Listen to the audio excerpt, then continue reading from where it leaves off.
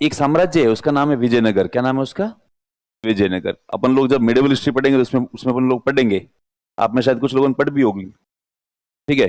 तो विजयनगर साम्राज्य के अंदर एक जो शासक हुआ है इसका सबसे बड़ा, उसका नाम है केडीआर। क्या नाम है उसका?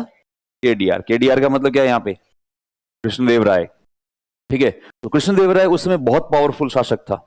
कृष्णदेव राय का शासन, जो लोग हिस्ट्री पहली बार पढ़ रहे हैं उनको मैं ऐसा ही अनुमानित बता दूं कि यहाँ पर जो साउथ इंडिया में था, और साउथ इंडिया में बहुत बड़ा शासन था उसका। ठीक है। एक समय में सारा इसके अंडर में था, फिर भी अपन कहते हैं कि भाई ये यहाँ पर विजयनगर था। बाबर जब यहाँ भारत पर आक्रमण मतलब करता है तो उससे पहले अपनी मतलब है ना ऑटोबायोग्राफी बाबरनामा में लिखता है कि भारत का सबसे महान शासक है वो है कृष्णदेव राय, और सेकंड नंबर भारत का सबसे महान शासक है वो है सांगा। लेकिन वो बाबर ये भी कहता है कि मैं जहां पर अटैक कर रहा हूं वहां से केडीआर का साम्राज्य बहुत दूर है, इसलिए मुझे नहीं लगता मेरा और उसका कभी सामना होगा। लेकिन सांगा बिल्कुल बॉर्डर पे है, इसलिए मेरा और सांगा का सामना तो क्या है, पक्का ही होगा। और वो सामना हुआ जिसको अपन कहते हैं कौन सा युद्ध? खानवा का युद्ध। वो हुआ। तो वो कहता है भारत का सबसे जो वो ताकतवर शासक तो कृष्णदेव राय है। अब कृष्णदेव राय के यहाँ पे कुछ दुश्मन थे। ठीक है। इनको संयुक्त रूप से कहते हैं बहमनी। 5 राज्य थे छोटे मोटे। ठीक है। अब और ये सारे इससे कमजोर थे केडीआर से, मतलब है ना। कृष्णदेव राय ने सबको हरा रखा था और बहुत बुरे तरीके से हरा रखा था, लेकिन फिर भी कृष्णदेव राय लापरवाह नहीं था। इसलिए कृष्णदेव राय ने क्या किया, अल्बुकर्क से दोस्ती कर ली। जबकि अल्बुकर्क से दोस्ती का कोई लॉजिक नहीं था, वैसे मतलब है ना, वैसे देखा जाओ और वैसे देखा जाए तो लॉजिक था। क्या था लॉजिक? अल्बुकर्क बाहर से बारूद लेकर आता था। इस समय तक इंडिया में बारूद का प्रोडक्शन नहीं है। बारूद कहां से आ रहा है? बाहर से आ रहा है। ठीक है। इंडियन जानते नहीं कि कैसा बारूद बनाते कैसे हैं, इसलिए केवल बारूद के लिए और अरबी नस्ल के घोड़ों के लिए कृष्णदेव राय ने उससे दोस्ती कर ली। कृष्णदेव राय ने दोस्ती करके उसको कहा आज के बाद में तू पूरा बारूद मुझे बेचेगा, पूरे घोड़े मुझे बेचेगा, पूरी अपनी तोपें मुझे बेचेगा, तेरे पूरे हथियार ओवरऑल तेरा जो भी युद्ध सामग्री होती है वो तू पूरा पूरा किसे सप्लाई करेगा? मुझे सप्लाई करेगा। दाम तेरे, मैं ऐसा नहीं कह रहा हूं तेरे से दाम कम लूंगा, जिस रेट पे तू कहेगा उस रेट पे, लेकिन 100% सप्लाई मेरे पास में होनी चाहिए। मेरे दुश्मनों को एक भी चीज नहीं मिलनी चाहिए। अब है ना, अल्बुकर्क को और क्या चाहिए कि भारत का सबसे पावरफुल शासक उससे ये कह रहा है कि मैं तेरी मुंह मांगी रेट दूंगा और तू बस केवल सप्लाई 100% किसे दे, तो मुझे दे, और प्लस आज से तू मेरा दोस्त है। तो फिर अल्बुकर्क दोस्त हो गया। अल्बुकर्क दोस्त हो गया तो अल्बुकर्क ने थोड़े दिनों में दोस्ती का फायदा उठाया, हालांकि फायदा दोनों ने उठाया। अल्बुकर्क ने उससे कहा साहब हम लोग जहाजों में रहते हैं, दिन में इधर उधर घूमते रहते हैं, जहाज खाली पड़े रहते हैं, हालांकि थोड़े बहुत लोग तो होते हैं, डर रहता है, हमारे पास धन थोड़ा ज्यादा हो गया आजकल, पैसा, एक किला बनाना चाहते हैं। इसने कहा कहां पे चाहते हो? उन्होंने कहा आप अनुमति दे दो। तो यहाँ पे एक शहर था जिसका नाम था भटकल, कर्नाटका में। इन्होंने कहा बना दो। इस बात पर कृष्णदेव राय की सहायता से या फिर विजयनगर साम्राज्य की सहायता से पुर्तगालियों ने भटकल में क्या बनाया, अपना किला, पहला बहुत ही बड़ा सा अच्छा सा किला बनाया। उसके बाद में अल्बुकर्क वापस जाता है थोड़े दिनों बाद में, केडीआर से कहता है सर, तब केडीआर ने बता सर हम एक्चुअली बीच किनारे वाले लोग हैं, हम लोग वहां पे पुर्तगाल में भी समुद्र किनारे ही रहते हैं, यहाँ पे भी हमें थोड़ी बहुत जमीन मिल जाती, 5-10 बीघा 20 बीघा, तो हम भी हमारे यहाँ पे मकान वकान बना देते, थोड़े अच्छे से यहीं पे सेटल हो जाते हैं। हम सोच रहे हैं अगली बार जाएंगे तो फैमिली वैमिली साथ ले आए। इसने कहा अच्छा बीच ही चाहिए? तो उसने कहा बीच चाहिए, थोड़ा किनारे वाले वो तो अच्छे होंगे। इसने थोड़ी देर सोचा और थोड़ी देर सोचने के बाद में कहा कि मैं तुम्हें बताता हूँ। और फिर इसने थोड़ी देर और प्लानिंग करी और फिर इसने कहा एक काम करो, जाओ और गोवा जीत लो। अब गोवा इसके अंडर में नहीं था। गोवा एक्चुअली किसके अंडर में था? नोट्स देके बताओ। अरे लिखा हुआ है नोट्स में, बीजापुर के अंडर में था। इसने कहा जाओ और गोवा जीत लो।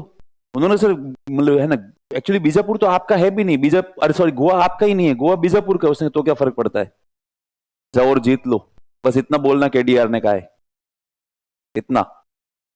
तो फिर उसको थोड़ा डर लगा। अल्बुकर्क ने कहा यदि बीजापुर वालों ने विरोध किया तो उन्होंने नहीं करेंगे विरोध, भाई का नाम ही काफी है, भाई का नाम ही क्या है, काफी है। तो उसने कहा ठीक है सर, पर सर गोवा ही क्यों?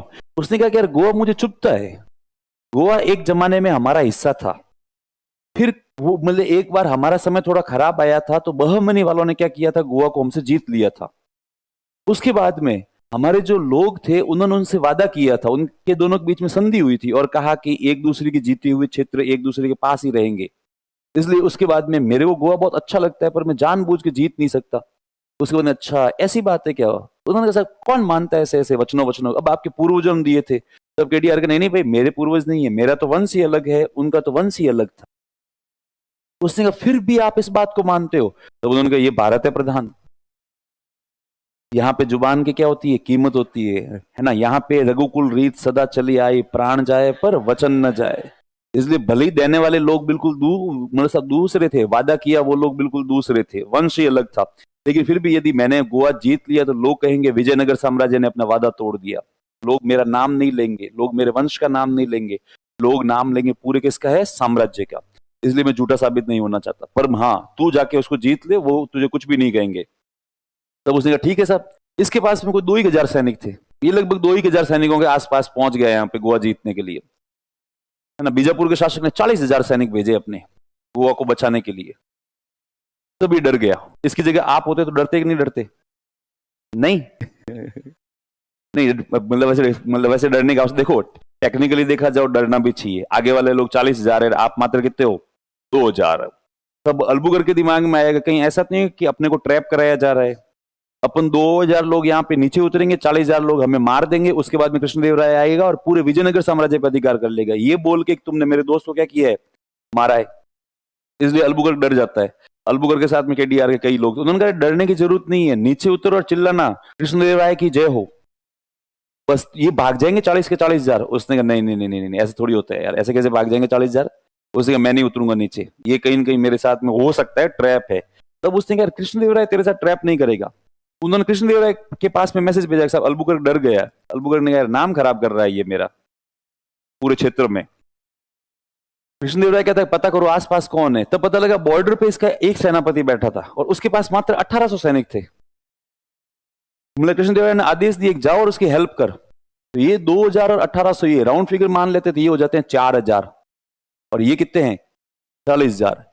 कृष्णदेवराय के लोग यहां से 1800 लोग घोड़े लेकर आते हैं, भागते हैं साइड में, और जैसे ये 40,000 लोग कृष्णदेवराय के झंडे देखते हैं और वो कहते हैं ये कृष्णदेवराय की आर्मी है, तो वो मात्र 1800 लोगों को देखकर 40,000 लोग भाग जाते हैं युद्ध के मैदान छोड़कर, और वो कोई युद्ध नहीं होता।